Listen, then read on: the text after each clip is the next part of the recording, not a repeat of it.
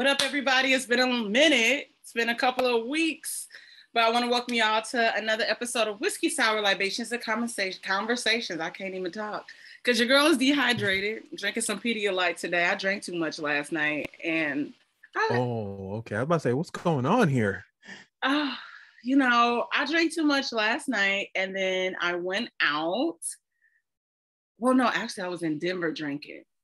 My life is complicated and fun at the same time. I'm your host, Dominique, and that lovely voice that you hear is my homeboy, Beanz. Can I call you Beanz, or we going by government names?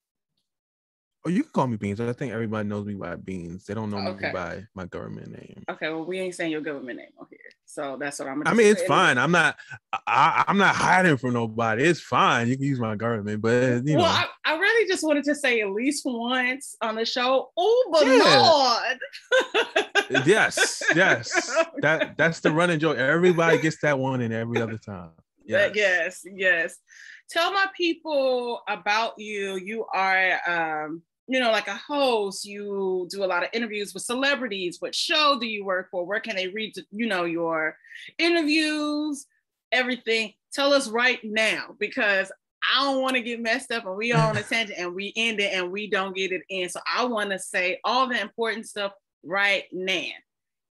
Smart. Well, I wear many hats in this industry. I came into this game as a blogger. Okay. Yeah, that's when bloggers were cool. I had my own little blog. And then eventually I picked up a camera and then I ran with that. I really fell in love with that and taking pictures of celebrities and cool. It was cool and all, but you find out it really doesn't pay you that well. But I will say it was, I always call it like my skeleton key because it opened so many doors for me, especially the one I have right now. So right now, I am men's lifestyle and pop culture editor at iOne Digital, and I work for two websites. I work for Cash's Life, and I work for Hip Hop Wired. And on Hip Hop Wired, I cover tech and video games, another one of my passions. So nice. I do a lot. So right now on Cash's Life, I pretty much handle their entertainment stuff. I cover a lot of junkets and movies and anything cool with Black culture as far as style and sneakers and things of that nature. And on Hip Hop Wired, I cover a lot of, not just tech and video games. I also cover mess, your favorite celebrities mess. So, I guess it makes me kind of invaluable in some sense because I can do so much. Different things, yeah. So it's cool. It gets annoying after a while. You don't really want to talk about those people all the fucking time, but it pays the bills, and I'm not complaining. So that's what I'm I obsessed. do. I'm here and obsessed and very honored that you are joining us today. And I'm glad we're cool. Of course. It's funny because we were just talking about, it's like, man, I haven't seen you in real life. I had hair. I didn't have blonde hair.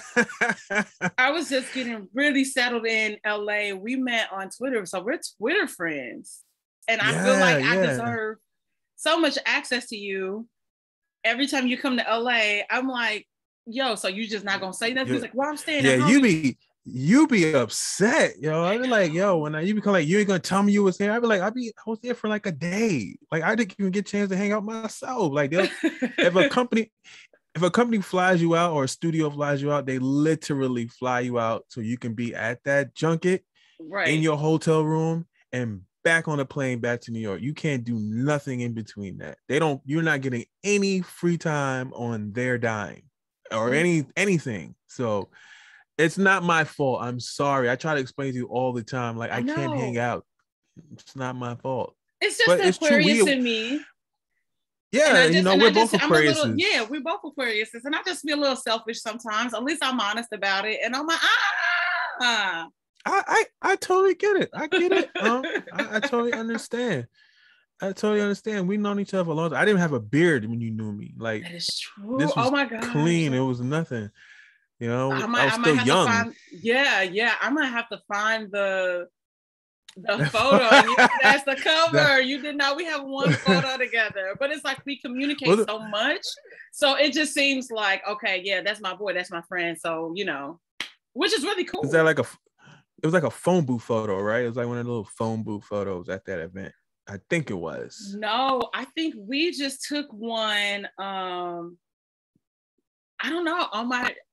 I don't know. I have it. I know I have it somewhere.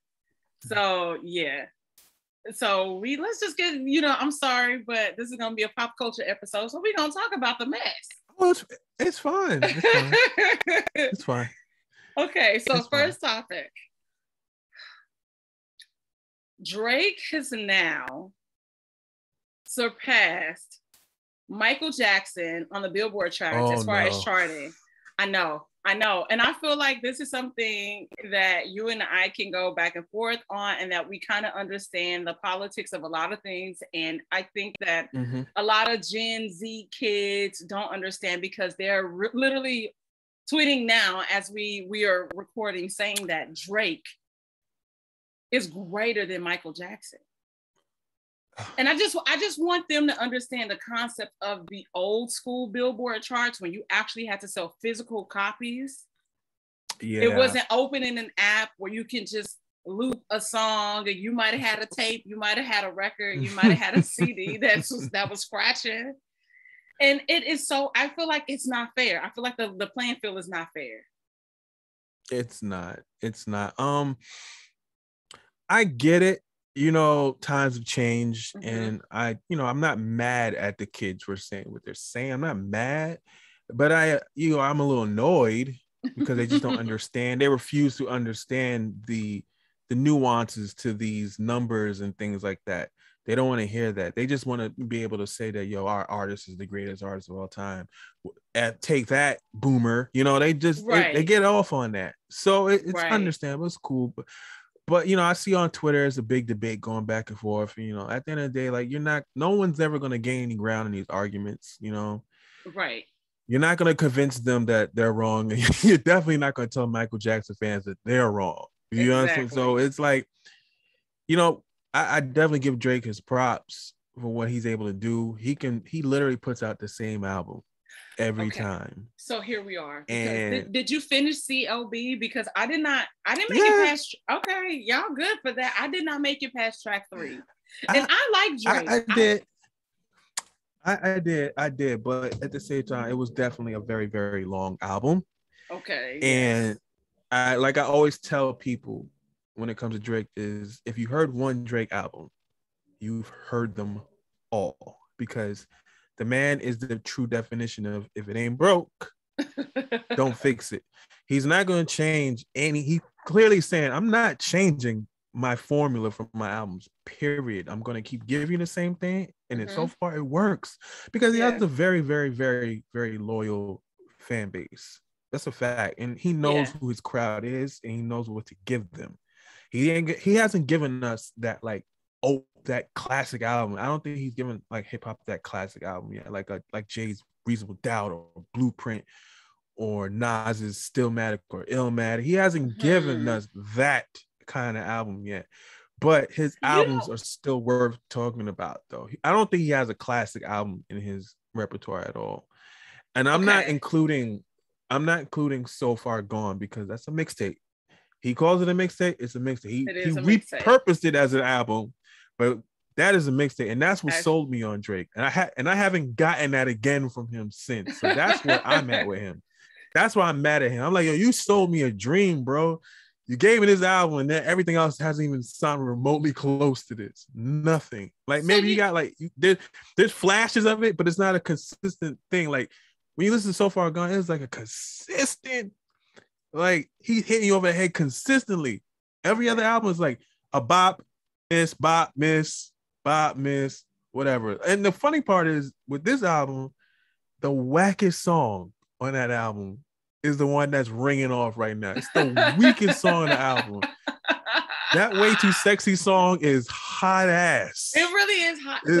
That's okay. So, like I said, by the time I even listened to it, I only made it to 3 tracks. And how sometimes I think it's cool, background music, but I didn't even get that far. And I was like, oh, I have to go. And I turned it off when I got in the car. I did not, I didn't play it. I played a playlist that I You didn't give it the proper car test at all? No, I was over it. I literally was doing my makeup, getting dressed to go to a wedding, and then got in the car and did not turn it on. Oh, damn.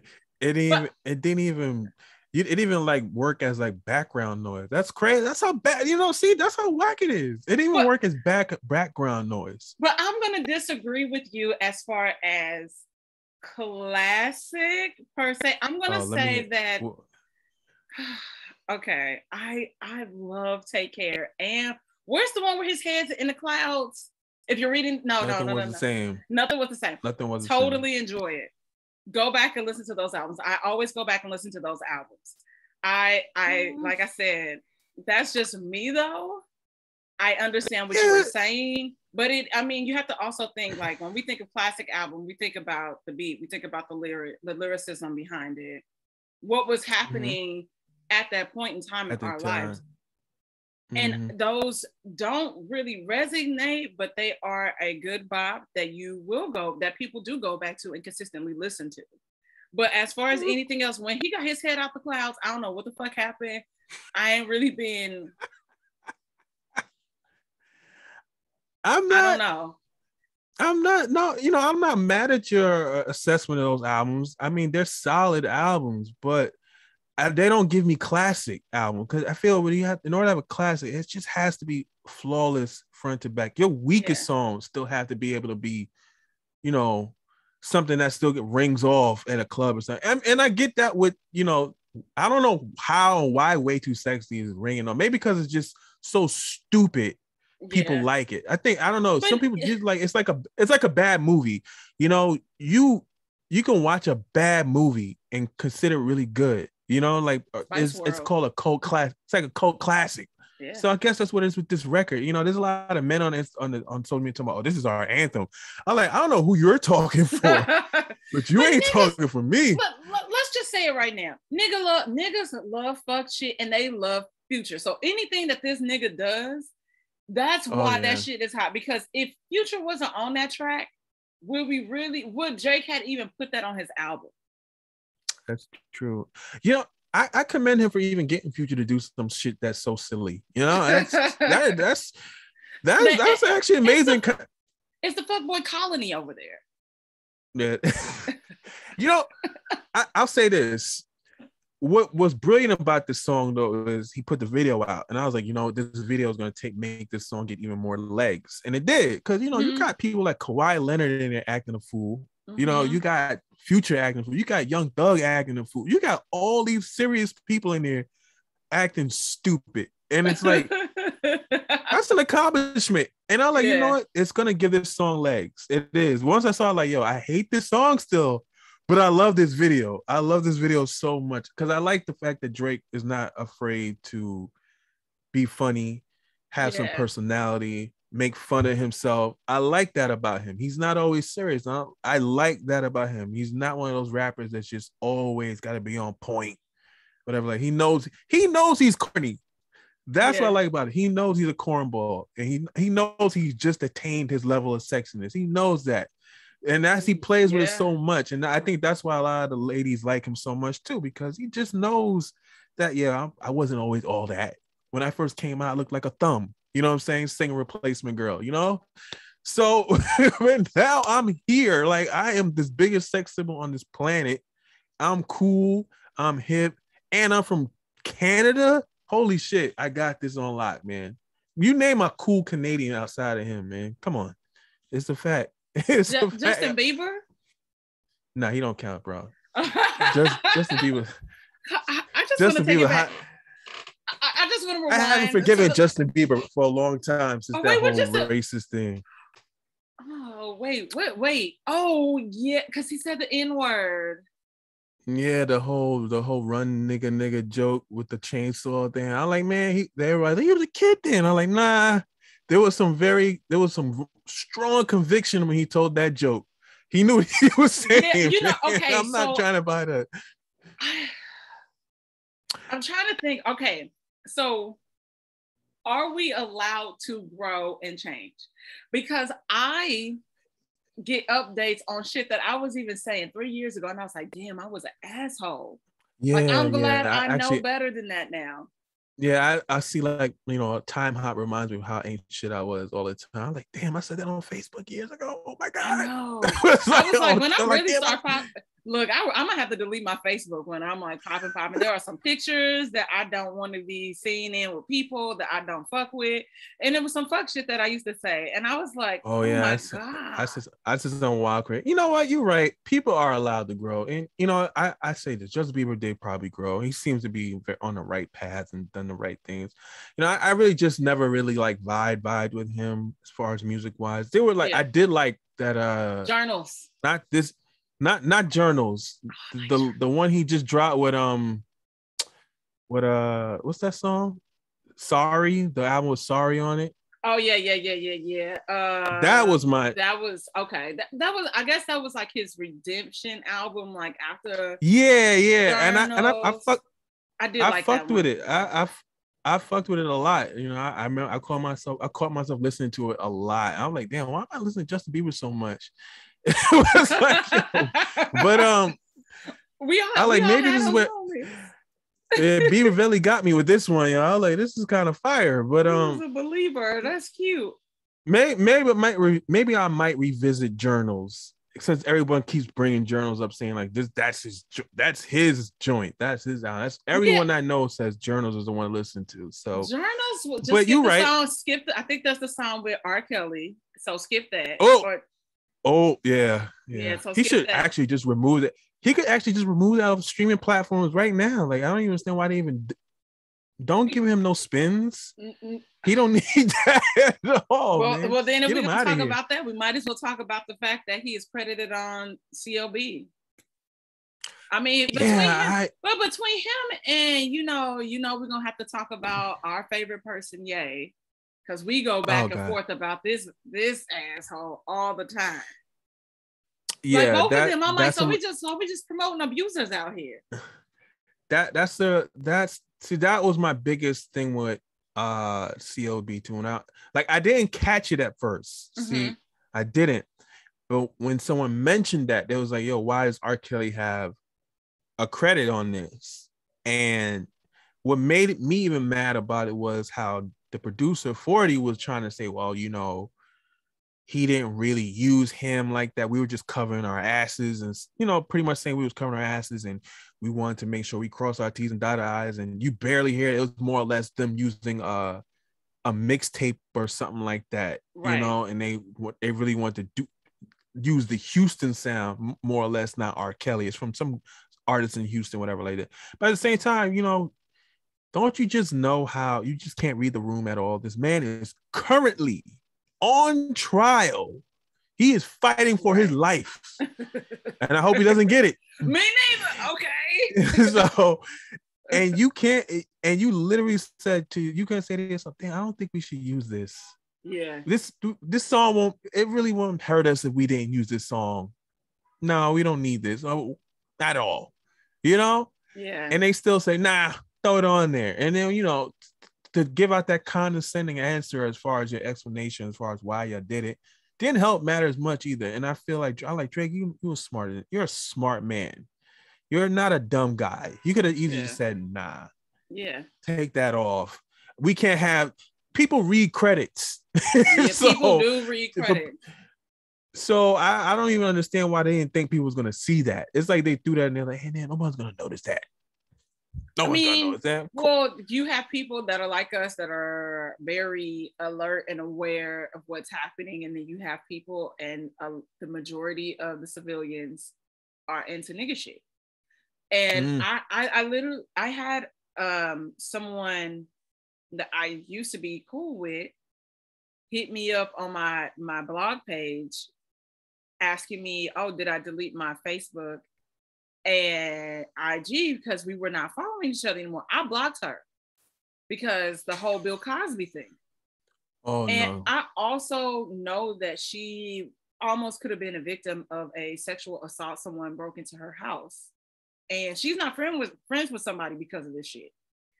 And just being a person who has been sexually assaulted, sexually harassed on her job, like me, I'm like, when I saw her post about the Bill Cosby thing, like free Bill Cosby, we got you out. R. Kelly is next. So I hit her up. I was like, nigga, is you serious? Is you stupid or is you dumb? And so she was like, she was serious. I said, okay, cool. And I just removed myself in silence. And she hit me up asking me what happened. She was like, I just want to check the temperature. Bitch, ain't no temperature to check. I don't fuck with you. Excuse my language, sorry. But you know, it's cold here, yo. But and she was like, oh yeah, because it was somebody trying to talk to you. Well, if they gotta send you to talk to me, I don't want to talk to them no way, because I'm an adult. So if you was gonna slide in my DMs, you should have just did it. Yeah, so, you know, it's weird. It's sad because, you know, Black people, you know, just have this hard time separating the person from the, you know, these figures that they've grown up with and these figures that they've adored all this time. Like, you understand, it's hard telling them that, yo, Bill Cosby's not a real guy. Cliff Huxtable is not real. He's not real at all. You know, R. Kelly is, at the end of the day, he is like he's just a figure, you know? Yeah. And what you got to understand is the figure itself, he used that to manipulate girls and allegedly some boys or a boy, you know, finessing them, telling them that, hey, I can get your career popping. I can do this for you and do that for you. And all you got to do is this. And, you know, and be in the studio doing all kinds of wild stuff. And these people just can't seem to get past that. You know, they can't let go of the hits, and they can't let go of the Cosby episodes and things like that. You know, I barely watch, you know, any more Cosby show. I can't watch it anymore. Yeah. Because I can't separate the guy from that. It's just, you know, I can't do that. You know, except with his music, I can't listen to R. Kelly songs. And there's a lot of R. Kelly songs I like. And there's a lot of songs that he's featured on that I like. And I'll be like, God damn it, man, you ruined a lot of shit for me, man. Like, and it's like, but at the same time, I'll just be like, well, oh well. Yeah. There's other songs to listen to, so I ain't gonna die. And but I feel like I want to be on the right side of history here, and I want to be an ally to people that haven't had allies for years, and that they're finally getting heard after years of abuse from these people, you know, and after sitting on their stories for years. You know how traumatizing that is. Like they go to sleep and they probably have nightmares about these men hovering over them, doing all kinds of wild stuff. And it's just like, can't y'all like sympathize with that? Y'all so worried about these people's music? Like, this is where y'all like the hill y'all want to die on? It's actually pathetic, you know. And being on Twitter, seeing it, and you always see people caping, especially on Facebook too. It's really prevalent on Facebook, man. Like when I be seeing comment sections and seeing like these aunties and uncles in there and in the barbershops and things like that. But I'm like, man, y'all just can't. But a lot of people are very predatory and they don't even realize it. And and especially, we always point that blame at men, but even women. A lot of this shit that I see, especially even out here, I'm like, what the fuck is wrong with you? Like, but also I think that it's just a weird way. We live in this culture where people love to victim shame, where we allow abusers to flourish consistently. You know, I feel like that's just what we know. And when you come from a place of trauma, you just move through that and you just think it's the norm, and it's really not. And so we don't hold these people accountable. It's funny. I was trying to explain that to this girl that was like my uncle's like girlfriend's kid, and I think she has 3 kids now. I think 1 or 2 are girls. I know for a fact there is one, but I was telling her, you know, she was like, y'all just be all up in arms about stuff. Y'all just want to be woke and always got something to say. Y'all could just not, you know, ignore it and blah, blah, blah. I was like, ma'am, you have a daughter. So let's say, hypothetically, let's say you're dating a guy and this guy touches your daughter and he's a musician and he's a big star. So what happens when your child becomes the victim? And, you know, of course, there's all this pushback. Well, that would never happen. And I'm like, you just never know. Cause you busting it down and wide open. You got multiple baby daddies, so you don't know what the fuck you gonna do. Shade. Right. But it's also right. like, okay, so how are you going to protect your child? Should that happen? Are you just going to separate the two and just move through listening through this man's music, though you know he assaulted your child? Crickets. I unfollow her dumb ass too. Yeah. It's wild because I remember when Surviving R. Kelly dropped, and I remember watching that with the timeline and whatever like that. And, I remember tweeting some things, and like some people in their response would be like, well, what about the parents? They gave him their kids or whatever like that. I'm like, what do you mean they gave them their kid or gave him their kids? Like, what part of, don't you see that he's a manipulative monster that he sold these kids a dream? Yeah. And kids will lie to their parents and not tell their parents what's going on to get what they want. And a lot of these parents will tell them like, nah, you can't go there without us. And they will not listening and doing these things on their own. I get that a lot of parents wanted their kids to be famous, and who won't talk to R. Kelly? This is R. Kelly. I get that. But R. Kelly went behind their backs and talked to their children behind their backs. You know what I'm saying? Like that, to sit there and try to find faults in other things, like, well, it's not his fault, it's the parents' fault because they let that happen. They just shouldn't have took the kid to the concert, or you're finding every other excuse except for the main one, the glowing excuse. It's R. Kelly. That's it. Period. That's it at the end of the day. Why do you have these girls at your studios like that? Why do you have so many girls at your studios? Right. Why are all these people saying these stories? At the end of the day, it's too many people. It can't be a lie. They all can't be lying. They all can't be lying. Somebody's telling the truth here. Right. And if you refuse to believe it, you're just being naive at this point, and you're just so enamored with this man and in love with this man and his music and his art that you're willing to ignore the fact that this man is a manipulative monster. Yeah. Period. So it's sad to see people really, really it just highlights stand culture within our community, and we just can't seem to let these people make mistakes, even make egregious ones, and we don't want to hold them accountable for it, because when we start doing that, it's an attack on them and whatever, and we hating on them, and you're just mad and all that garbage. So yeah, it's depressing. It is, but what are you gonna do, man? We just hope that the law handles its business when it comes to Mr. Robert Kelly. Right. Because it ain't looking too good for him right now. He got people in there trying to play their demos as far as like people as witnesses on his behalf. So I'm like, it's definitely not looking good for you, bro. This is who your defense team is bringing in here. Yeah, throw away the key, man. I think they're gonna bang the gavel on that man pretty soon. So I hopefully, because like I said, it's just. And we understand, when you understand and you have people around you that know the law, you can read it and break it down. I mean, just even in the Bill Cosby situation, Bill Cosby only got off because of a deal that was in place. Yeah, on the technicality. Because other than that, if that wasn't in place, I'm sorry. That's where you don't get to drug people who are probably really willing participants to hook up with you. So you're a creep. There's something wrong with you. So, I mean, I think that our people as a whole feel like we're only being held accountable, whereas you have,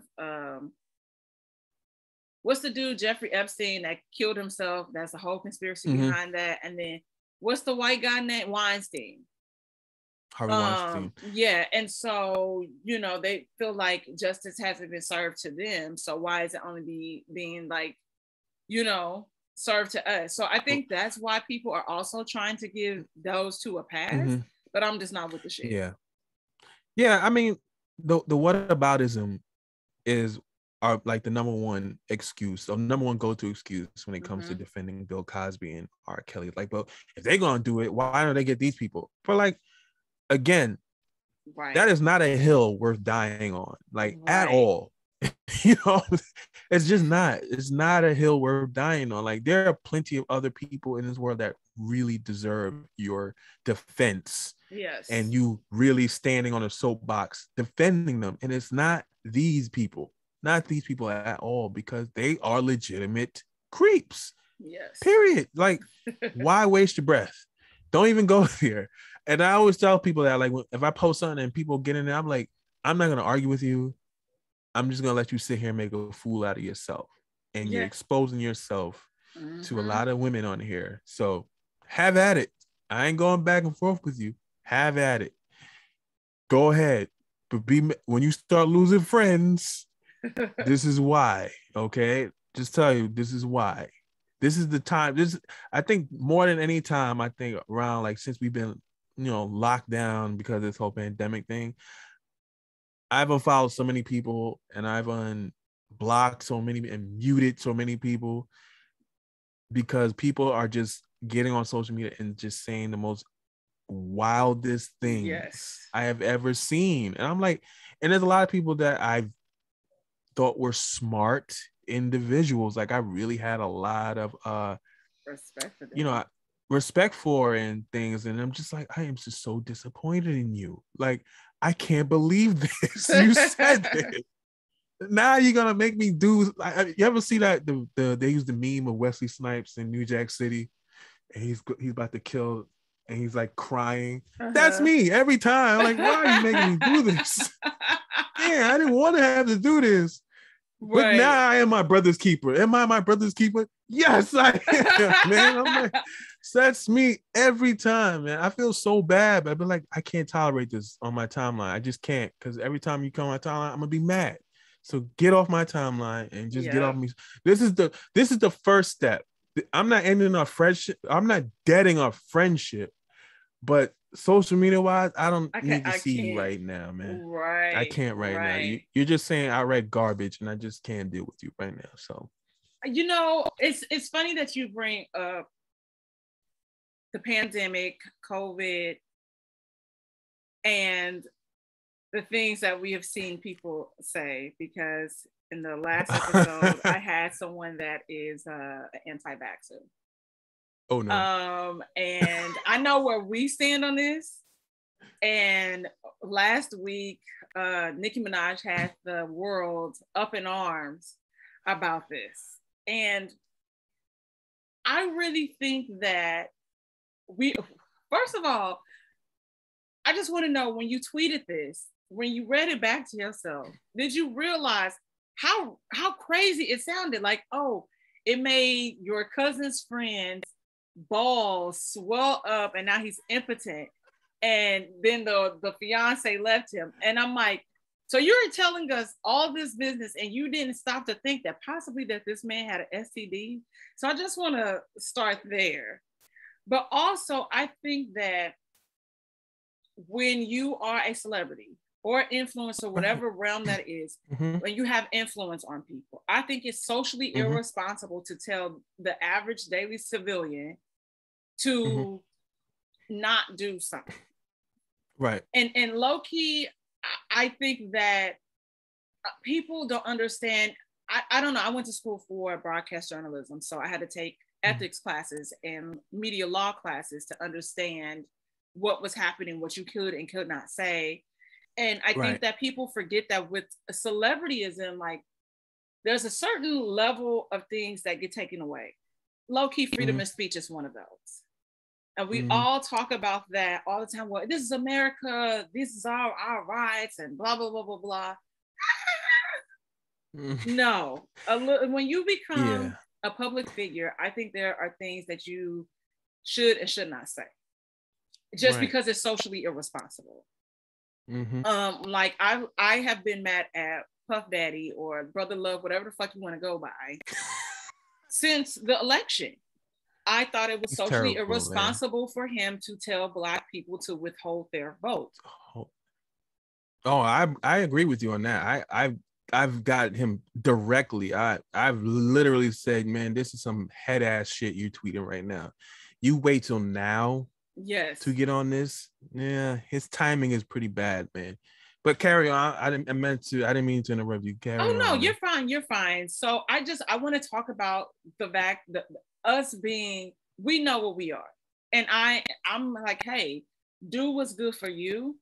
But if you're not going to do certain things that could potentially help the general population down the line, hey, take the measures and steps to protect yourself and the people around you.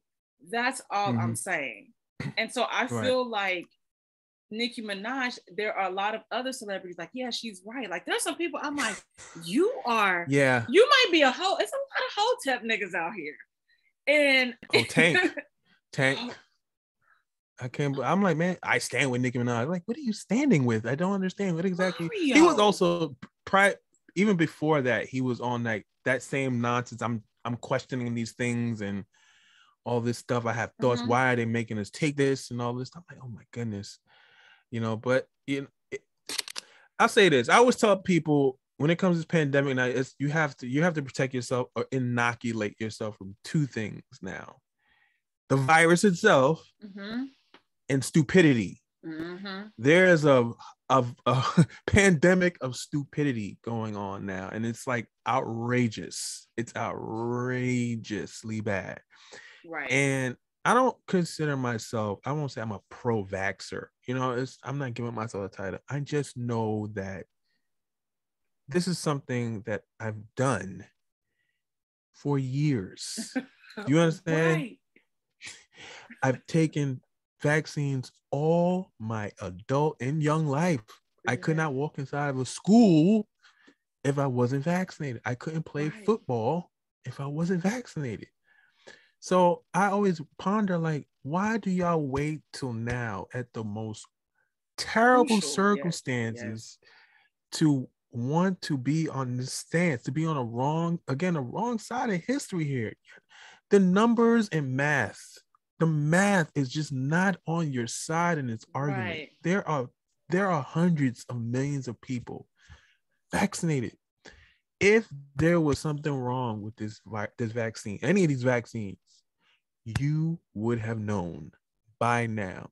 Yeah. So when you get on these social media platforms, especially celebrities talking about, I need to do more research. So celebrities and athletes, musicians talking about, I need to do more research.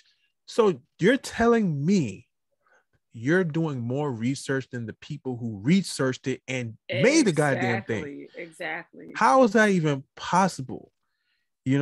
You can't do any more research than what they're telling you. There's nothing more you can do. Your doctor's going to tell you, listen, take this shit.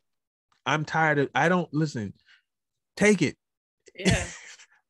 And if that doesn't sit with you, there's nothing else. It's safe. Take it. Right. Take it. So for you to get on Twitter and share a story like that, up talking about your cousin's testicles, your cousin's friend's testicles got swollen, it was like, I was sitting there just like looking at my phone laughing. I'm like, I just cannot believe she tweeted this. I just couldn't believe it was happening in real time so fast, and I was on the internet to catch it as it was happening. And it's the crazy part about it is that tweet is still up there. It's not gone. It's still there. And I know, I'm not saying she didn't get on there and tell people not to get vaccinated. Yes. She didn't do that. But you sowed doubt in the vaccine using some head-ass information. That's what you did that was wrong.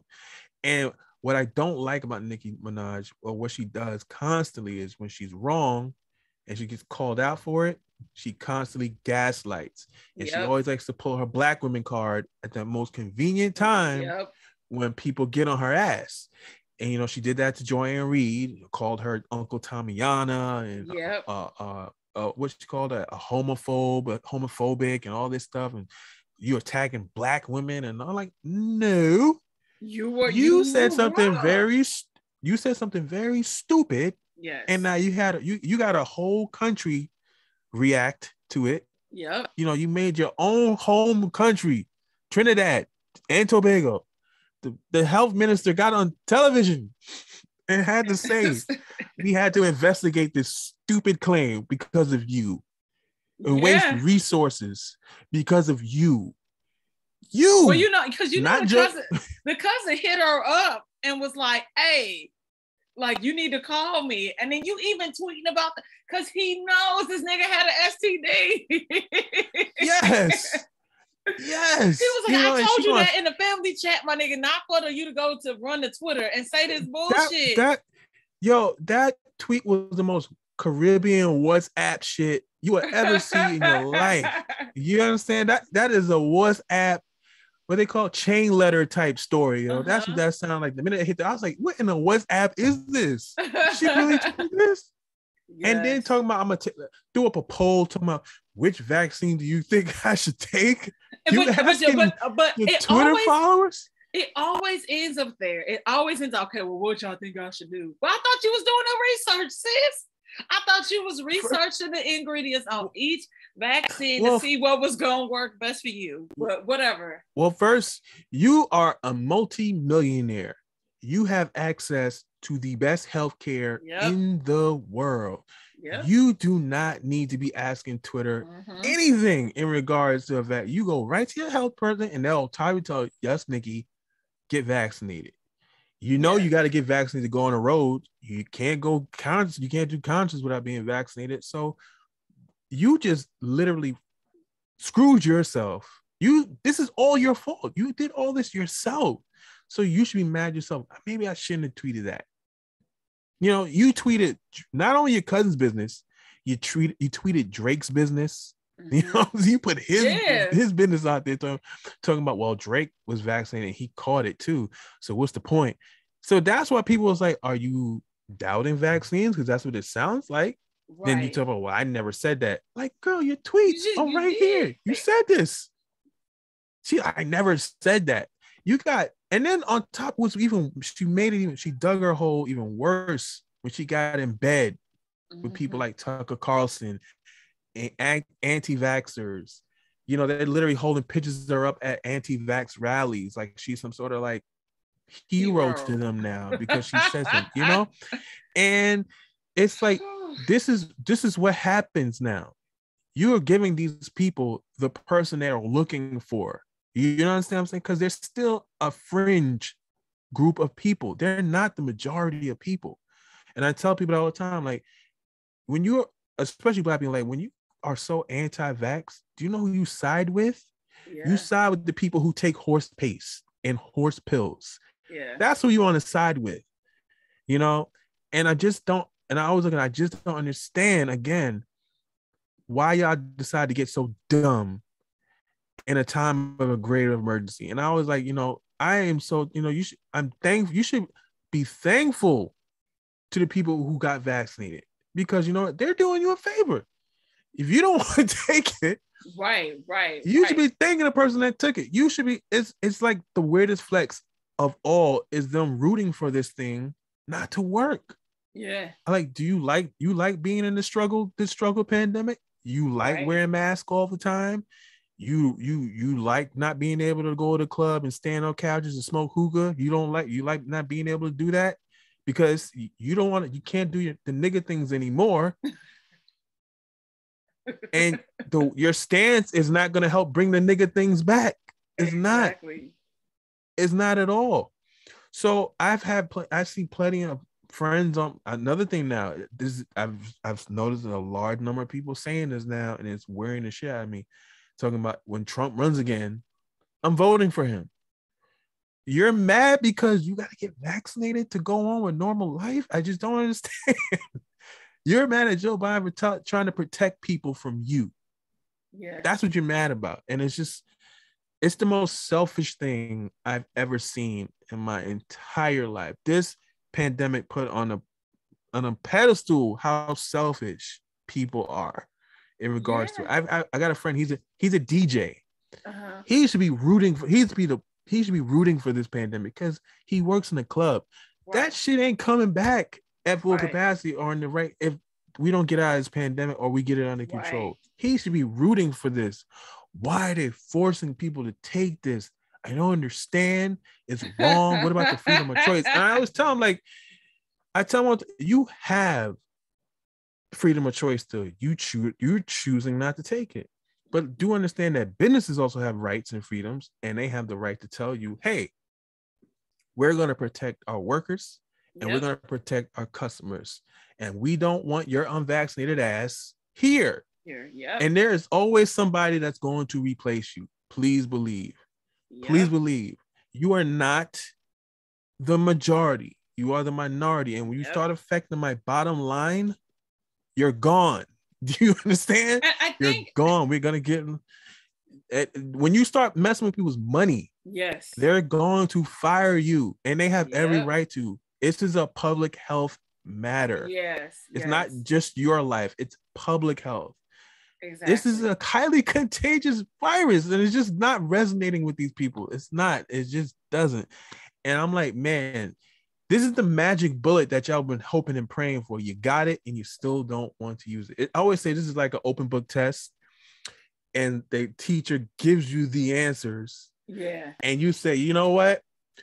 I think you're trying to make me fail. I don't believe you. I'm closing the book now. I don't want to use these answers. I'm going to guess this entire test. This is the biggest open book test, the easiest open book test ever. And these people are just choosing to fail. They don't want to pass it. So I told somebody, I hope by 2022, we be out of this mess.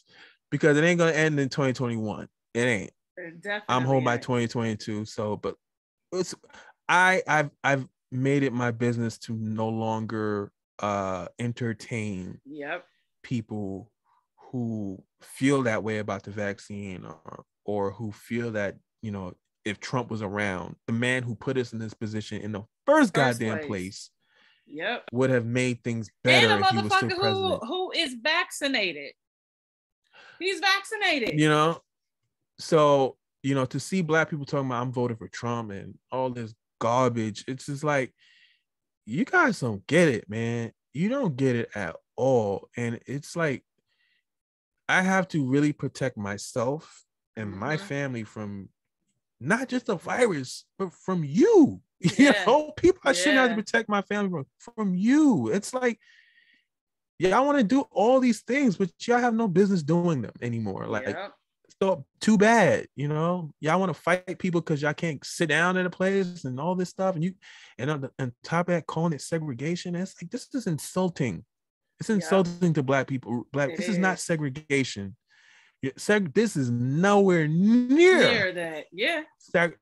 My dad laughs all the time when he sees that. He's like, you know, he grew up in the South. He went to a segregated school, and he laughs every time he hears a young person say that, or some white person say that. And he's like, these people have no clue what the fuck they're talking about. And they're just going to keep this thing going. They're going to keep it going. And it doesn't have to be this bad. It doesn't, but we're here. We're going to be talking like this for a long time. I think the most of the wildest thing is that people feel as if science cannot advance. And I think that's the most shocking thing. I'm like, hey, it's not even last year or 2 years ago, 5 years ago, 10.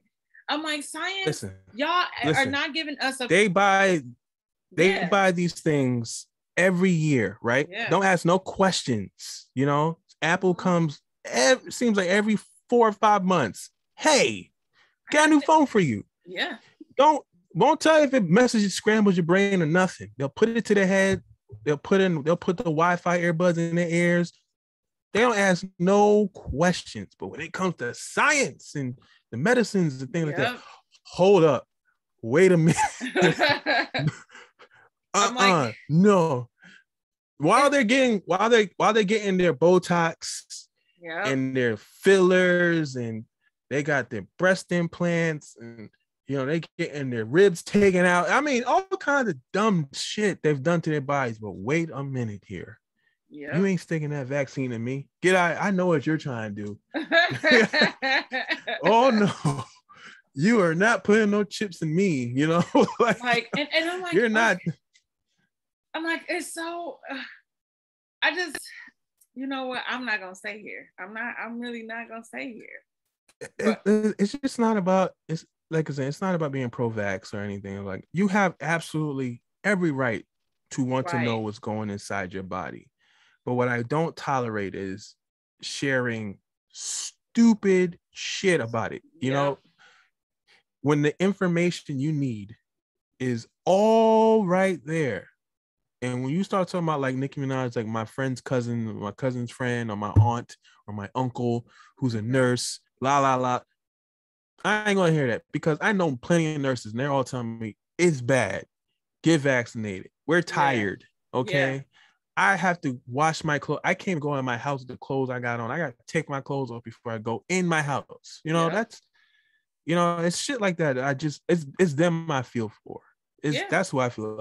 I feel for them, you know, because they've endured this for almost 2 years. 2 years. Yep.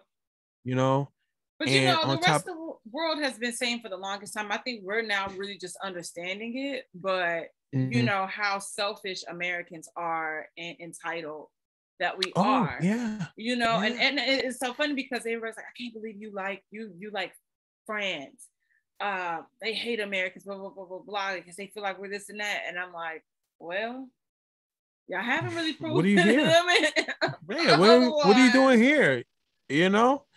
So, it's true. It is very, very true. It's just like, it's just so sad how selfish people are, you know, really when it comes to this, you know, and it's making me reassess relationships I have with people, you know, like I go to my barbershop and it's the same garbage. And I be saying like, damn, man, don't make me do this. You know, this is a sacred bond we have here. Right. You know, and I can't, you know, you're making me realize, like, are you worth the risk, bro? Like, damn, man, I'm going to have to change my barber, yo. Like, you know, you are in people's faces, you know? You're talking, you have conversations and all this stuff. And on top of that, he's Panamanian. So whatever. And then the rest of the people in there feeding into that whole, yo, I drink my sea moss every day and my elderberry and all that stuff. I don't need no vaccine. And I'm like, man, y'all just don't watch the news, bro. Like, y'all don't watch it at all. And it's so, like, y'all just so in you should be doing that anyway. Like, if we know that we do have a health crisis in general outside of the pandemic. So yes, you should be taking your vitamins. You should be doing all these things to boost your immune system. You should want to not die of heart disease and diabetes. And so, yes, I understand that. But a lot of you niggas that's not trying to take the vaccine don't fall into that category of this holistic lifestyle. A lot of y'all, if y'all go in there, y'all might not be coming out. And that's the strength. So there's a reporter back home, and he reports like on a lot of the stuff at the Black paper, the American, Sylvester Brown, and he has consistently been covering people, you know, who might have lost a family member to COVID and nobody's vaccinated. And one of the people, they, you know, for whatever purposes, I think they're like Muslim or something, and they, you know, the husband died. I actually knew him. And so even after that, he asked her, are you going to get vaccinated? And she said, no. When I tell you, I was in the comments and I added her and I said, you don't think that that's irresponsible? You guys have 2 teenage children. So if you get sick and you die, their kids are alone. They're orphans. Yes. I'm like, now that's somebody else's responsibility. Like, he had some other kids. I'm like, so now they would potentially have to go live with them, or like you said, another family member, or become orphan. That's fucked up to me. They don't think like that at all. That doesn't resonate with them at all. And I tell people, like, do you understand how many generations of people are gone? You know, a lot of kids are gonna grow up with no grandparents, no parents. You know, they're not gonna have that honor and privilege I had of having my grandparents around for a good portion of my childhood. You know, those are valuable lessons that they're going to be missing out on, you know, and that's and their parents will be gone too. A lot of kids have lost their parents, both parents. Yeah. And I'm like, why? And I just, like you said, it just doesn't resonate with them. And if to the life of me, it's baffling to see that y'all don't care. That doesn't scare you at all. You know, I always tell people, COVID is just not a physical thing. Yep. It's a mental thing. Yep. And I remember when I had it, and you know, thank goodness it was a mild case. I wasn't in here. I was able to work through my infection. I literally worked through it. I'm still working and moving like normal, but I did have some crazy symptoms. But it definitely played ways in your head, because you can wake up one way one day, and the next day you are completely in trouble. Yeah. And I used to go lay down every night thinking like, yo, tomorrow I could wake up and I can't breathe or something. And you know, that never happened. But to see what it did to someone like my dad is one of the strongest people I know. You know, always on top of his health, takes all his vitamins, all that shit. He was doing all that way before the pandemic hit. And that shit was eye-opening what it did to him. And I always tell people, like, you know, to sit there and be like, yo, man, I used to sit there every night and be like, man, I hope they hurry up and find something for this. Because, you know, doctors be like, listen, we don't even know what to do. You know, remember when it first popped up, doctors be like, we don't know what to do. You know, they're trying everything. They're pumping you up with all kinds of drugs. The doctor said, you know, even doctors like, you know, you scared of being experimented on with this vaccine. Imagine what happened when you come to this hospital. We're going to experiment on you. We're going to try all different kinds of things on you to see if we can keep your ass from dying. You know, and that don't resonate with y'all. And even the people's personal stories like my own. And that's what pisses me off the most, because I had personal stakes in this. I signed my parents up to get vaccinated so fast. It was not even funny. And I got vaccinated early just on the strength that I used the fact that I was maybe 2% over my body mass index. And I found that loophole and I ran and got vaccinated. And when I tell you, I ain't gonna lie, it was a tear in my eye when I got that. Because literally, this is what we were waiting for. This is what people were hoping for. It's here. You know, a Black woman too helped make this. At least one of them. And you're not gonna listen to her. And I'm like, don't you understand what is the history when we don't listen to Black women? We always seem to fail when we don't listen to her. And this Black woman is telling you, take this shit. I put my heart, soul, and foot in it. Take it. Yo, I promise you, it ain't gonna do nothing to you. Nah, sis. I mean, we you good know, on that, sis. But that's the age-old story. We see that time and time again, and they just be like, we look like we told you. We told you. I'm not making that mistake. If Black women trying to do something, I'm gonna listen to them. I'm not making that mistake. They've tried to warn us. They warned us the previous election. They warned us, you better vote for this man. Oh, this woman, you better vote for her. They didn't listen to them. Look what we got. We got 4 years and shit. And look where we're in now. His final year. It's still final year. It's still shitty. And it's just like, hey, at least y'all can do is just do something to help us all get out of this bullshit. We got issues at the fucking border, and then everybody's saying, well, had we had the wall, that have shit to do with the fucking wall. It's the fact that these motherfuckers think that they can get on horses and crack whips on people. It's a whole ass mess. It's a mess. And you think everyone want to blame Biden, they want to blame Kamala, and they want to blame whatever. I'm like, that's Trump residue. Yeah. Do you understand? A lot of people that work in those positions and that work in those like agencies, they're Trump supporters. Yeah. They like protecting their border. That's their life's dream. Yeah. You know, they don't want no legals in here. So, you know, I get being mad at the Biden administration and at the sight of that picture and whatever like that. But do you think that administration wants to do that? No, they don't. I think that the problem with this thing is this situation lacks, it requires a lot of nuance. It does. It's a logistics nightmare. You have a pandemic still going on. You just can't process people in and throw them wherever because you want to make sure these people don't have COVID. You want to make sure these people ain't sick. You want to make sure that you have somewhere to store them so you won't have a repeat of that whole shit with the Mexicans and at the border and the people, Mexican migrants being put literally on top of each other in these small ass buildings and locked behind the fence. You know, it's just a logistics nightmare. And I understand the passion, and I definitely think it's unacceptable at those people being, you know, wrangling them up with horses and things like that. That's not how you treat human beings seeking asylum. That's what 99% of those people are seeking, is asylum. They're trying to get away from whatever conditions they were in. And that's understandable.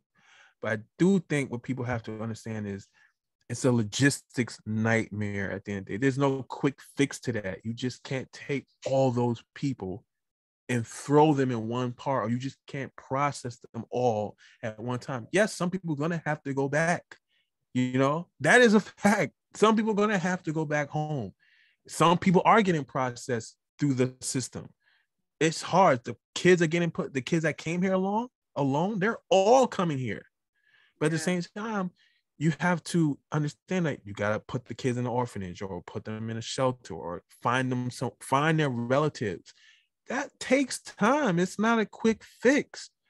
And I feel like we live in a society now where people want to see these things resolved like this and just don't understand that, if you were put in that situation, you too would be sitting there with your hands on your head, like, how am I going to fix this? Right. Do you understand? And I hope poor Joe hangs on, doesn't have a heart attack, because I ain't gonna lie, he's dealing with a lot. He's dealing with a lot of shit in his first year or whatever like that. And I'm gonna let him solve this problem. I'm not gonna sit here and get on Twitter and be like, this is your fault. You did all that and whatever like that. But you have to also think it's like, it's not even, this goes way back before the Obama administration, Bush, and Clinton. Yeah, so it's just been a snowball of bullshit that's been building up, and now it's just like really out of control. I think one of the biggest issues that we have is with a lot of the laws and the mandates is that there is no term limits. I don't think that people should be in our Senate and in our Congress that are like 80 years old. I don't think that. I agree. And people always want to holler ageism, but okay, yeah, that's cool. But the times have changed. So we talk about science and technology evolving. The world is completely different how we move from what the baby boomers are doing. And that's how we're in a lot of this bullshit. And I think that that's something that we really need to revisit. Yeah, our leadership. Yeah, I agree. Our leadership definitely should reflect the changing tide of the nation and the age and the people who are currently, because I don't necessarily above it.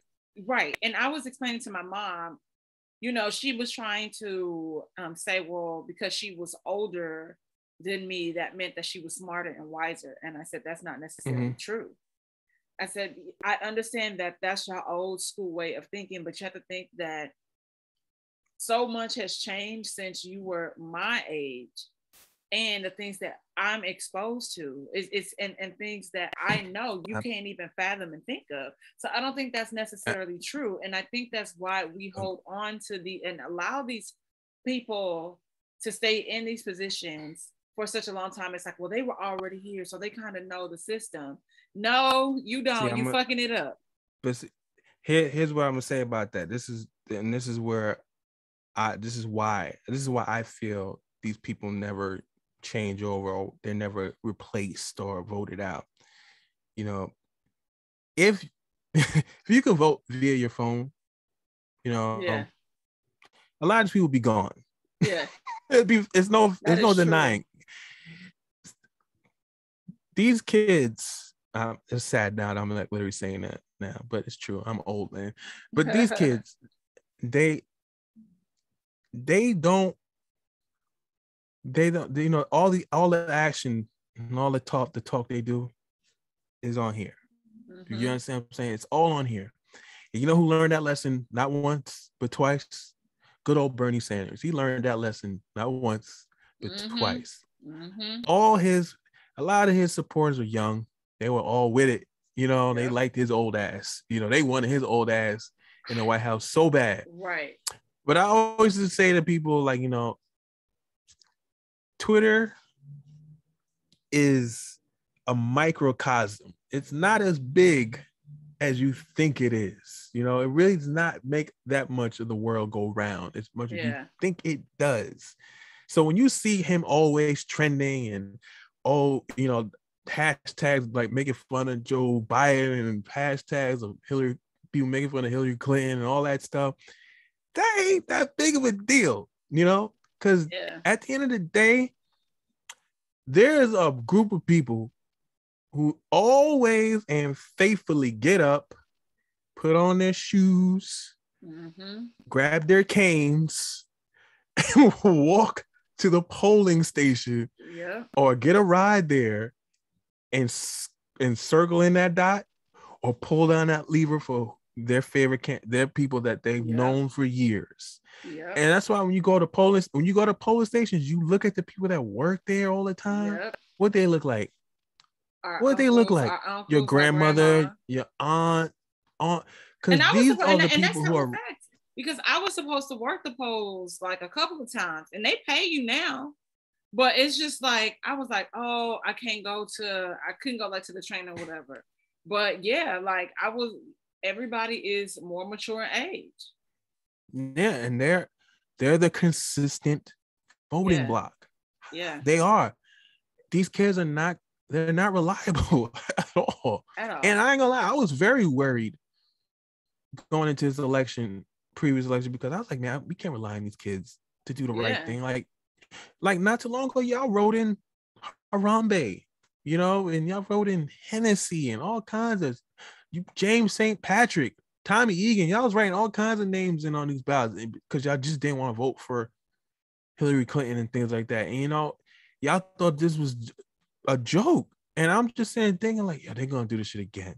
You know, they're gonna do this again. And to my surprise, you know, not a lot. It wasn't like a groundswell of youth, but it was a good amount of them that said, no. We can't take another 4 years of this man. Absolutely not. I'd rather Joe Biden than that guy. Do you understand? But at the end of the day, though, Joe Biden knew who was going to take him to the dance. And that was evident when Jim Clyburn from South Carolina was like, listen, first of all, you know what he did that really worked too? He listened to his black woman, because his black woman told him, hey, y'all want to win.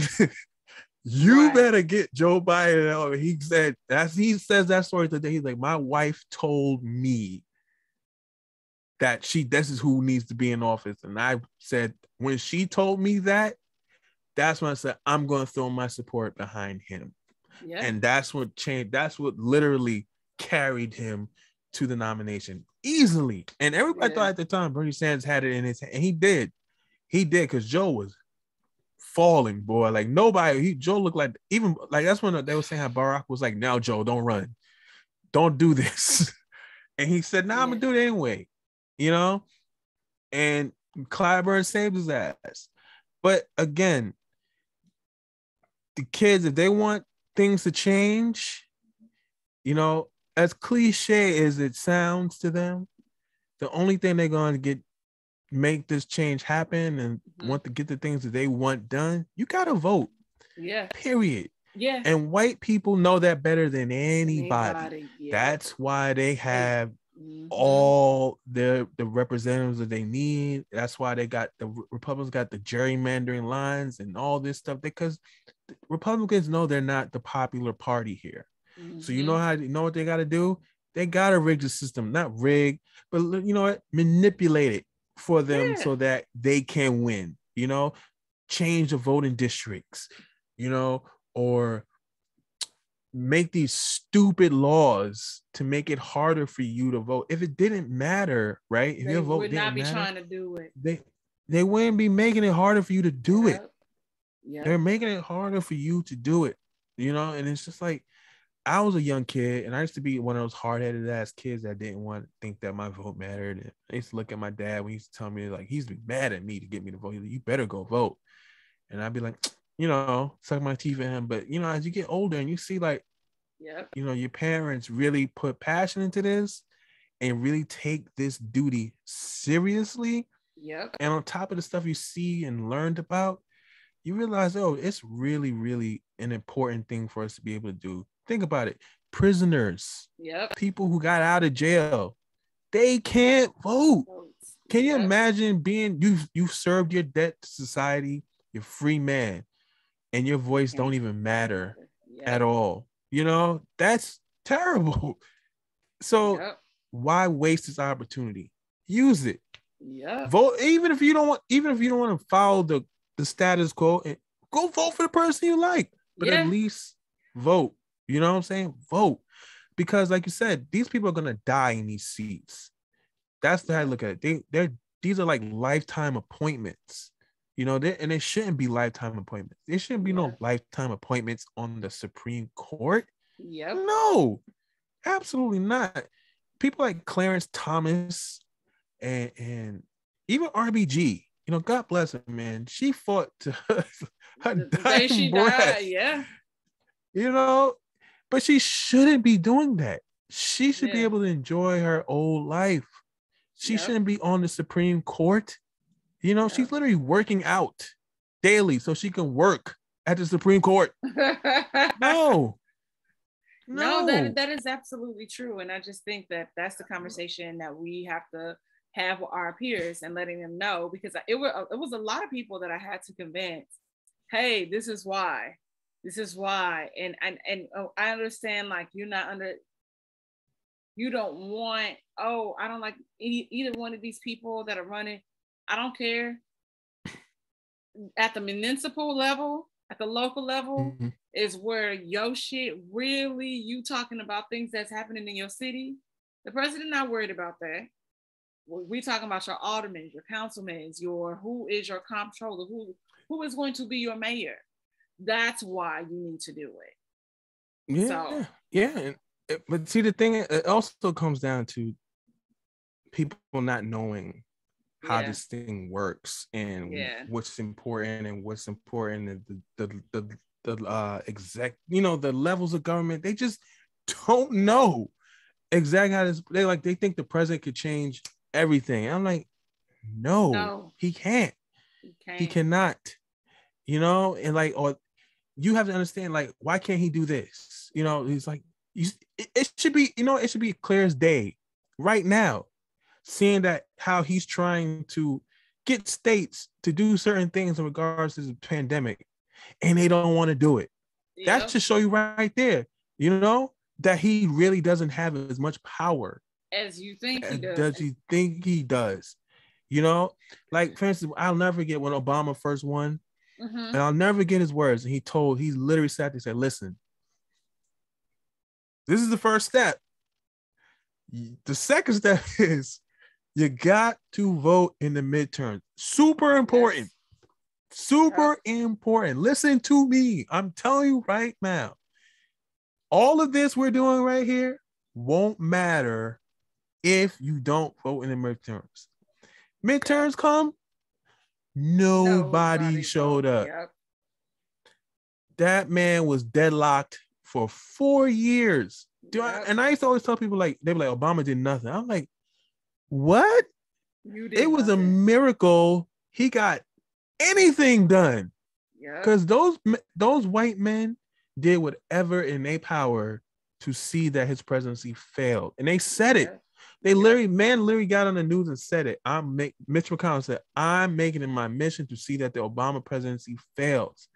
First thing though, when have you ever heard any politician of any party ever say that about a president? Never heard that. You know, I've never seen a president be so disrespected as much as Barack Obama was. I remember watching State of the Union, and when one of the people in there called him a liar. Called him a liar. What? Do you understand? Never seen that before. But we know what it all boils down to here, and we know that it is a huge race thing.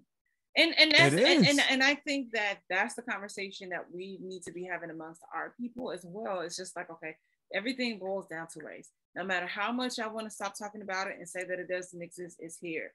and stop saying to It me that you is. don't see color and you don't see. No, that's the first thing you see when you see me. Stop fucking playing with me. Stop. So, okay, so now that until people start acknowledging that, we're always going to continuously have the same problem because you're telling me that you don't see color. Okay, well, that's the issue because you don't.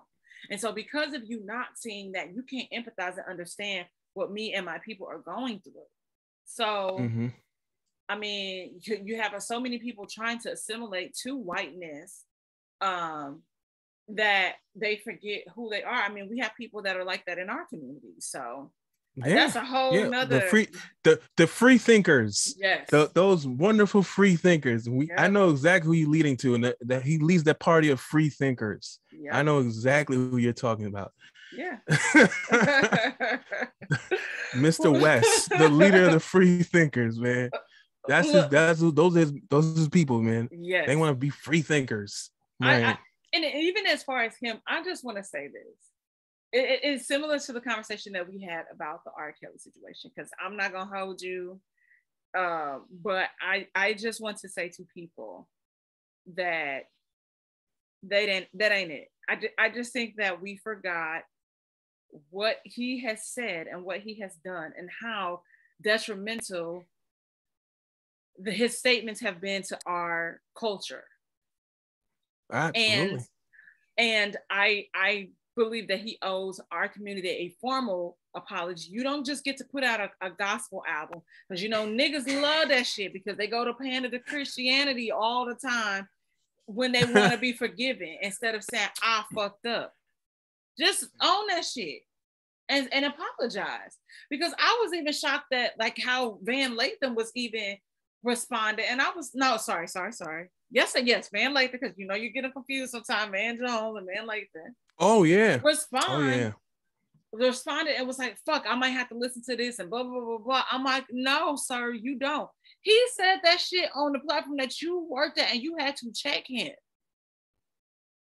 And right. He was still I was in those comments too. I was very disappointed in him when he said that. Yeah. And I was like, bro, is this music really worth it? Like, is this circus really worth this, bro? I'm like, right.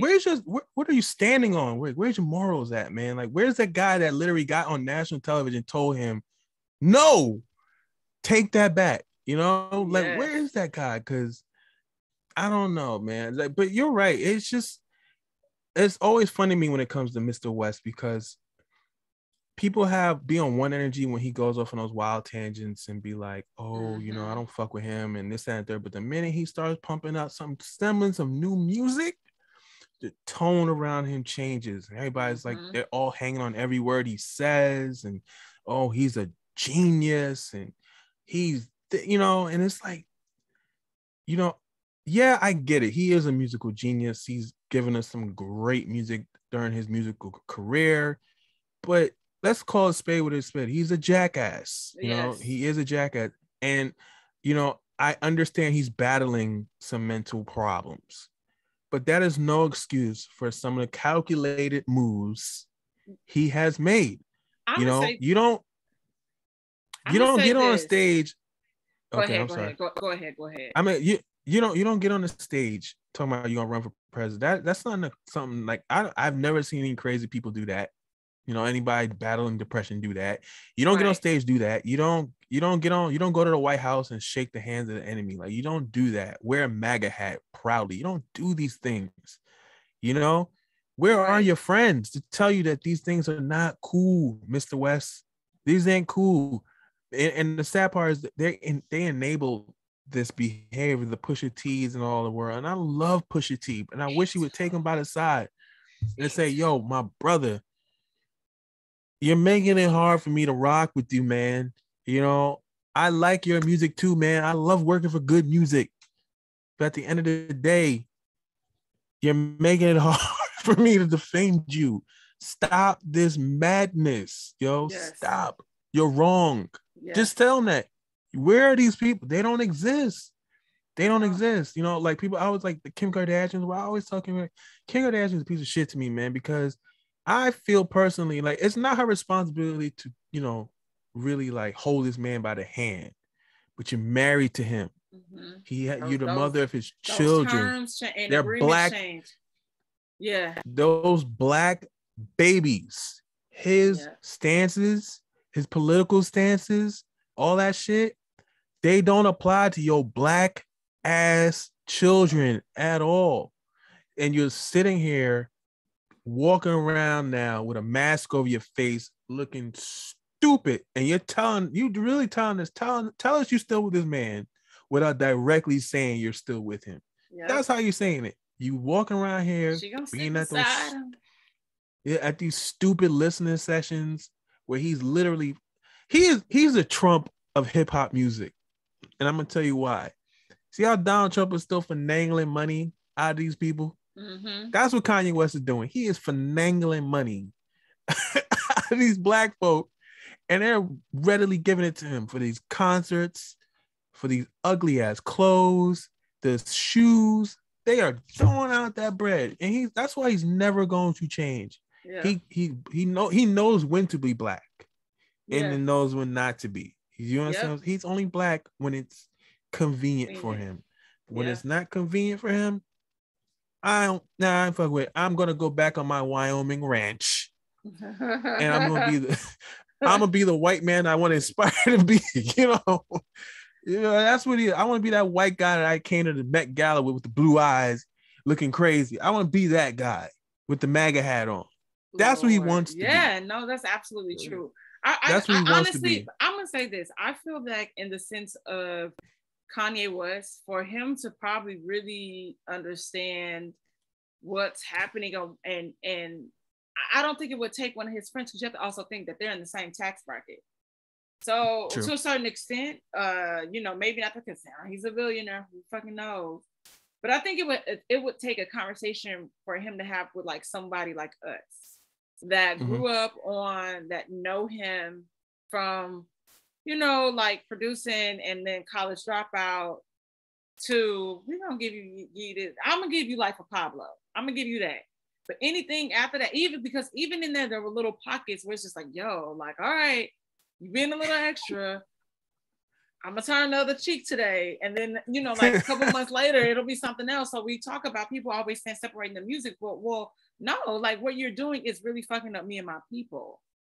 But like you said, like, you want our money, you want our dollars, and then you're not fucking with us again. I don't like that. And I think that it would take a conversation with some people like us that really understand what, like, his influence and what's going on, and how in the long run, that shit that you saying, the bullshit that you doing is gonna fuck up shit for your black ass kids. Like, stop. Yeah. And that's what I mean. I'm like, we need to just go back to old school days of artist development. Whether it be a politician, a rapper, or actress, whatever. A lot of these people need this development. And let your publicist say shit on your, take your Twitter away. You can't be saying, no, just shut the fuck up. Shut the fuck up. And if that's all you care about anyway is the money, then let your talent and art speak for itself. Because I'm getting pretty tired of people doing dumb shit, and then it's always got to be an apology. The bullshit that the baby did should not even have happened. Boosie being able to troll and harass Lil Nas X in 2021 should not happen. And we're not talking about the fact that you made your 15, 16-year-old son fuck a stripper who is grown. Yeah. It don't make sense. So that's what I mean. Mark Zuckerberg is not going to give you, because that's his favorite, Mark Zuckerberg. He says so confidently. But it's I think that's the thing. I'm like, y'all worried about what everybody else doing, and y'all not helping. Y'all are hurting. So it's like, okay, if you're gonna do that, shut the fuck up and just make your music and be quiet. Sorry. And I know, like Michael Jordan. And I'm be not like Michael Jordan, man. Exactly. And I don't believe, because everybody, I'll probably get attacked for that. Like, that's like you saying shut up and dribble. No, that's not what I'm saying. If you don't know what to fucking say, they always tell us that. Don't say shit at all. Because you were loud and fucking wrong, and I'm tired of it. I agree. I agree wholeheartedly, man. You're 100% correct with that. It's really dangerous, and I think the big lesson about our entire conversation is there is some responsibility in the things that these people say. And I told somebody, I think I was having a discussion with somebody about I don't know what it was exactly, but it was about a celebrity and what they have, how much power or truth their words hold. Mm-hmm. And it was in regards to like, the vaccine and things of that nature. And I feel like, they was like, well, they wasn't meaning like, no, no, no, no, no, no. You have to understand, like, when you put words out in a certain way, people are going to hang on to that, and people are going to take that Mm-hmm. as their Mm-hmm. vindication to how they feel, and think that if this person feels this way, like this big name person feels this way, then there must be something wrong with it, or whatever like that, and like these there is a responsibility to the shit you tweet Mm-hmm. and post on Instagram. And look at Carrie Hilson, Carrie Hilson. I don't know, maybe that's why Serge is like peace, but No, like, here's but that's what I was explaining to people. There's a reason why building a platform, trying to build a space where we're having dialogues like this. Normally it's over whiskey, dehydrated.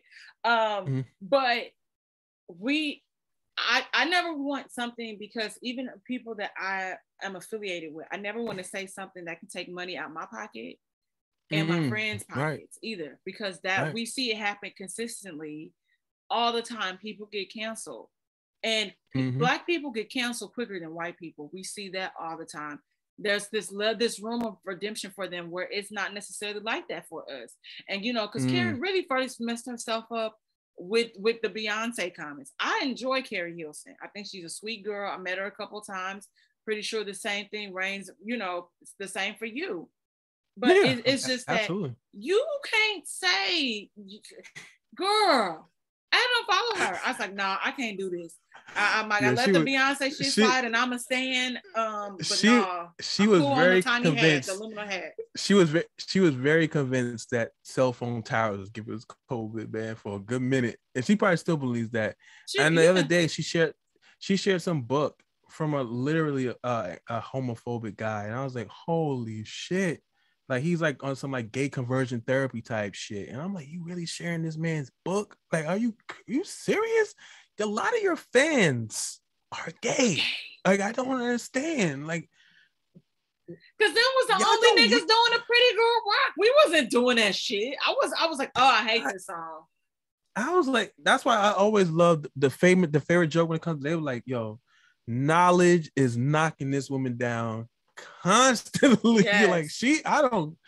I couldn't believe the shit she was putting out there, man. But there's a Mm-hmm. lot of, it's just sad. There's a lot of celebrities out here, and specifically Black celebrities, saying a lot of crazy shit in regards to during this pandemic, and it's just like you just look at them like, really.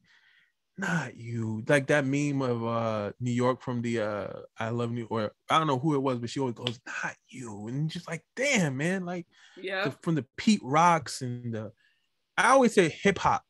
Yeah, it is. Hip hop, hip hop has a serious anti-vax problem. They have a And serious problem, period, where with and misogynistic oh, absolutely. all of that And shit. I'm not afraid to say it or admit it, but they do. And there's a lot of hip hop artists that get on there and say like all kinds of wild shit about this vaccine, and it's going by the wayside a lot because they put out good music or whatever like that. But I'm like, nah, Mm-hmm. man. I'll say it like, you said some dumb shit, and it's not even like, like with Busta Rhymes. It's like, yo, that shit you said on that stage, wild, problematic, wild, wrong, and you're gonna get some Black people killed. You Mm-hmm. understand? And I don't understand, like, that doesn't weigh on your, it weighs on my conscience every day.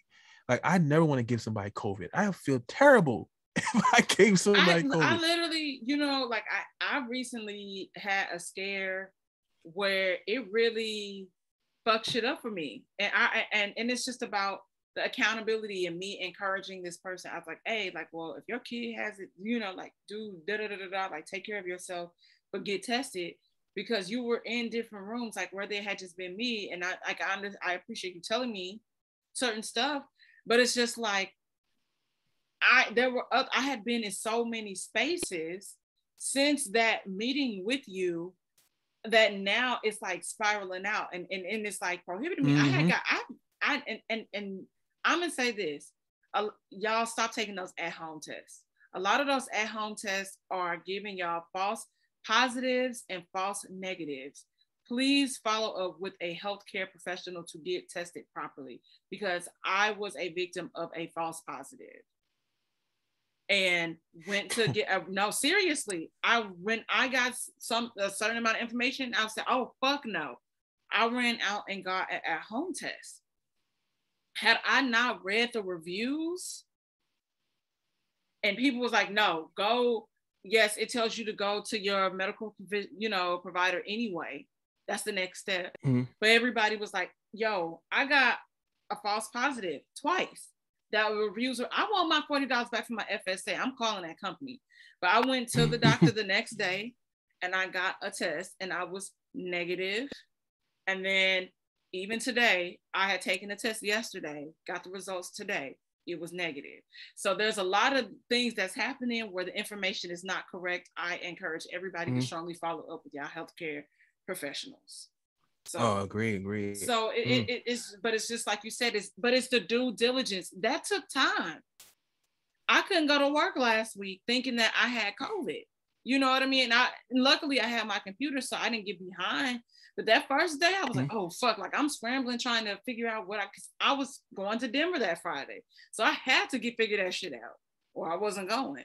But thank God that I took the time.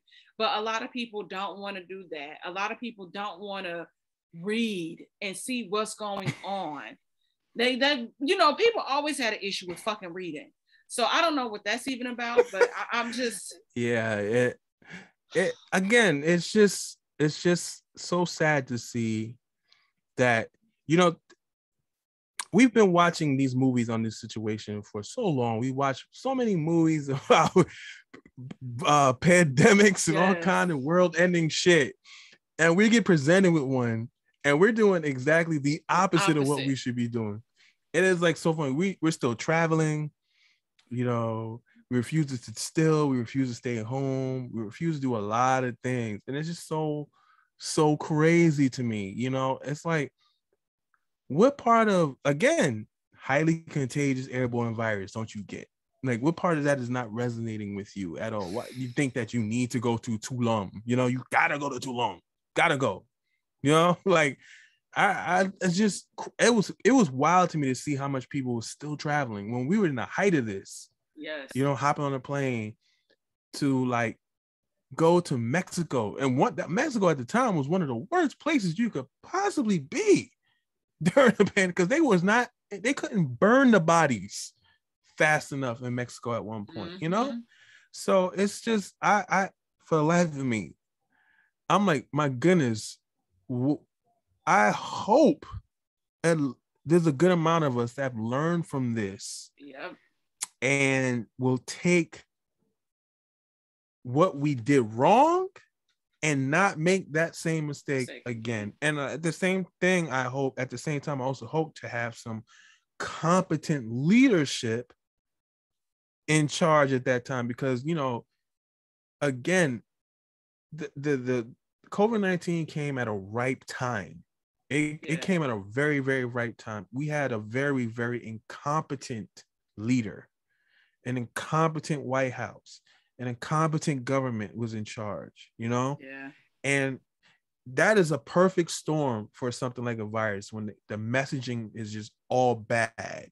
Yep. And then Trump, I hate to go back to him and talk about him because he's in the past, but he literally infected, and his people infected key places like the CDC and Department of Health, and thank goodness for people like, Dr. Fauci, who tried, for literally, you got this man, and to some extent, certain other people who said some real dumb shit too. But Dr. Fauci tried. He was like, listen, man, who do you want to listen to? Do you want to listen to me, or do you want to listen to him? Right. Do you want to drink bleach, or do you want to just wear your mask, and stay home and shelter in place? What do you want to do? It's on you, because I don't know what to tell you. So again, like, hopefully when we get out of this, and we learn some valuable lessons from this, and hopefully when our kids and our future children and my nephews, I fear for my nephews, man. I'm scared every day when they go to school. Same. because it scares the living shit out of me because they go to school upstate New York. Ain't number white people up there, and a lot of and that is MAGA land up there, Yeah. and a lot of them white. The thing with kids is they're a product of their parents. Yep. And they follow whatever their parents are doing. They're not pro-vaccine, they're not anti-vaccine. They're pro-dad, mom and dad. So if mom and dad don't want to make them wear masks, and they want to see their smiles, and they don't want to put that, they don't want to get vaccinated and things like that. And then they send their kids to school sick. That's the crazy part. They send them. But that's always been the reoccurring theme. Like chicken pox, and we think about just the common cold, and people always say, "Oh, sending your kid to daycare, just build, prep for that, because you have to build your immune system up, because your kids are gonna come home sick, and that's how you gonna get sick, and blah blah blah blah blah." So it's a reoccurring theme when we know how these people are. And just it's never gonna change. So you just have to do what you can do to protect you and the people around you, your family. So yeah. It also puts in perspective how we used to move as a people, and we literally would not take a break when we were sick or whatever. We would literally go to work sick. Yep. Mm-hmm. I sit there and think about it now, like, yo, because COVID-19 ain't nothing but like a super fucked up version of the cold, right? It is like, because it's come from the same family or whatever, same family of viruses, whatever, like that. And we literally would go to work with a cold. Like, we think nothing of it. We'll go to work and we'll blow our nose and sneeze out our desk and cough and whatever like that. And we sit there and think like, damn, man, like, we could have just literally been giving this shit to each other for way before it got bad. Yeah. And, we had no clue. Because, to the life of me, when I caught it, I was like, yo, I don't have no clue where I could have caught this shit from. None. Yeah. And then I think about, I always think back to the time where I started feeling like really crummy. And I'm like, man, I think I was literally at work sick and I had no idea. Yep. No idea. I was in my barber's face. I literally remember getting a haircut, and I was like thinking, at that time, I was probably COVID positive, and I had no fucking idea. I just thought I had the shits, I just thought I had the bubble guts. I didn't think it was COVID or nothing. Yeah. And it turns out to be COVID, man. I'm like, that's wild. I had the most wildest symptoms. I had pink eye. I had all kinds of crazy things. Yeah, they said that was one of the things. Yep. And I was saying, like, what's going on? I remember calling him. He did a virtual visit with my doctor, and he was like, I don't think that's COVID. I'm like, you sure, bro? He's like, I don't know. Like, I don't know. Like, yeah, man. This is the time when, like, it was hard to get a test. Yeah. It was hard. So you had to sit there and figure out, like, you had to sit and, like, just suffer because you didn't know whether it was COVID or not. You had to just assume. And I remember when we finally they had opened a testing center not far from it. They opened in the Sears parking lot. Damn. And it was a drive-through one. And it was the most scariest thing ever. I was like, I cannot believe I'm living through the movie Outbreak. I'm living it. This is it. I can't believe we're here. People rolling up to us in hazmat suits. This is it. Yeah. Shoving Q-tips up our nose. It's like, and that test really ain't as bad as y'all be making it out to be. Like, it's not. It's really not. It's really not. It just tickle. It burns. When they do it to me, it burns. It burns a lot, but maybe it's not they like had something on there. It doesn't. It does. I feel like it touches something like in the back that's super sensitive and whatever. But like, it's not. It's not to the point where I'm like one of those people like, oh my god, like, they be crying all kinds of shit. I'm like, nah, man, it ain't like that. Like, it's really not that bad. Well, I've had a camera up my nose because they were checking to see if I had a deviated septum. I was about to say that you got. Yeah. You was leaking like that, yo? No, I was dog. Like, it was just so funny because, like, they're supposed to like I had Q-tips up where they numb the passageways. I can feel all of that shit still. I was like, I don't know what this was. Then I had to pay extra for the jail. I was so fucking pissed. I'm like, y'all son, this is the whole healthcare system. A sham. It is a sham. It's a sham. Shit. But it's about to get these fools because they're no longer covering COVID-19 related illnesses now. You're gonna have to pay for that. Yeah. So they're like, so that's they're like not get it together. They're like, listen, they're like, there's a vaccine. If you don't want to take it, that's on you. So, like you said, you got the freedom to choose that. We got the freedom to bill your ass. We're gonna hit you with that bill. Mm-hmm. So, because it was unprecedented for these people not to charge you at all for a lot of these things that you was getting. You know what I'm saying? Like, there was people getting at least $100,000 worth of medical care. It's not cheap to have a tube shoved down your throat and to be in the hospital for months and weeks. It's not cheap. So for them to even do that for free, because they charge you for any little thing that you do inside a hospital. They charge you if you open a pack of crackers. You're getting charged for that. $85. You breathe the air in there. You're getting charged $100,000. Yes. I remember getting a hospital bill. I was like, it cost me how much for this 5-minute ride to the hospital? Nigga. Absolutely not. Yes. Absolutely not. I'll never take an ambulance ever again. Ever. That's like, what Uber for. Shit. Poor Uber. Like, why are you in the back of my Uber bleeding, man? Like, just drive. Just give me there. I'm gonna tip you $150. I can't. I will pay the fine for dirtying your car. I'll pay it. Just get me there, yo. Right. It's better than paying this than paying that bill. Look, trust me.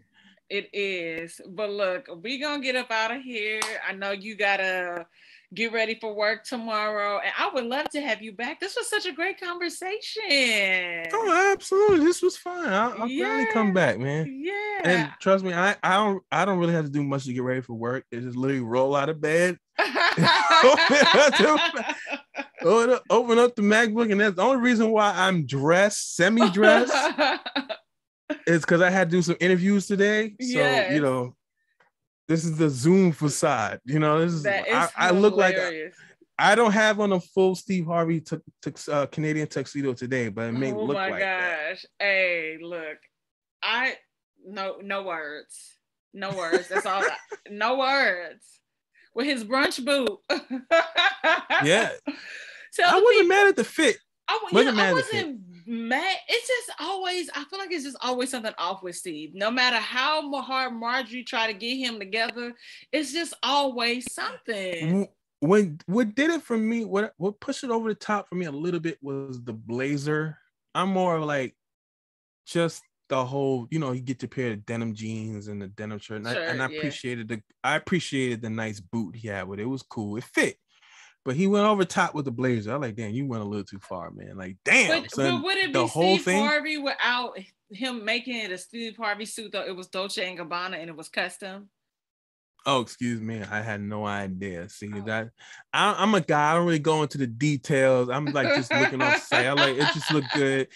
And if I can go get something similar from like H&M, I'm cool with it, man. You'll be surprised. A lot of my clothes are just strictly like H&M. People are like, damn, that's nice. We get them H&M, man. Like, how much you pay for that? $10, $15? Like, I did buy a sweater from them the other day, and it was $24, and it was like a long cardigan. So I get it. I understand it. Every now and then you'll find some great wins in H&M, man. That's why when like they had the whole beef going on, I could not let them go. I was like, if you find me a cheaper alternative, I will gladly join this fight with you. But until then, I am not spending over $50, $60 for no shirts. It's not happening. In this climate. No, it's not happening. I'm not getting free clothing. So, right. Look, that's one of the goals. I'm like, somebody, let me get these numbers up. This engagement of somebody. I ain't got that kind of. I'm not seated in the clothing department. So it's. Oh my gosh. I gotta corners where I can, man. I got to. Well, tell everybody where they can find you on social media. You can find me on Instagram at photos by Beanz, and on Twitter, it's usually a synonymous thing, but It's the same name with a Z at the end, not an S, with a Z, 83, because Twitter shut down my first account, those bastards. I'm still in the process of trying to get that back. It's been a long process. It's been like 6-7 months. I haven't had my Twitter account. So it's like I have to rebuild that shit from scratch, and it's so heartbreaking. Damn. But yeah, they got me over some music, but it's crazy what the music was. That's the crazy part about it. It's not like it was of course it was a Beyonce song, but the thing is they made it seem like I put the song in the video. Like I'm the one that put the song in the video. It was, in the reality, it was like the video, it was a few years ago. There was like this guy doing prom entrances, and he was doing it to tune it to formation. Like he would stand there and like the prom dates would come out to formation, whatever like that. He made like a whole lucrative bit. Yes, he made like a whole lucrative business out of it. And I was even wondering, like, yo, how could you do this using Beyonce's music? Ain't this like a crime or some shit? Like, I know this ain't right. So I shared the video. I shared it and I got in trouble for that. That was one video. I was like, and another video was like some SNL clip with a Simon and Garfunkel song in it. But I'm like, I did not put the Simon and Garfunkel song in the clip. SNL used the song. I got my account shut down by that. Two stupid things. Ooh, you know, I put my stuff on there where I get locked out for. I got locked out on Facebook because I said men are trash, and got my page suspended.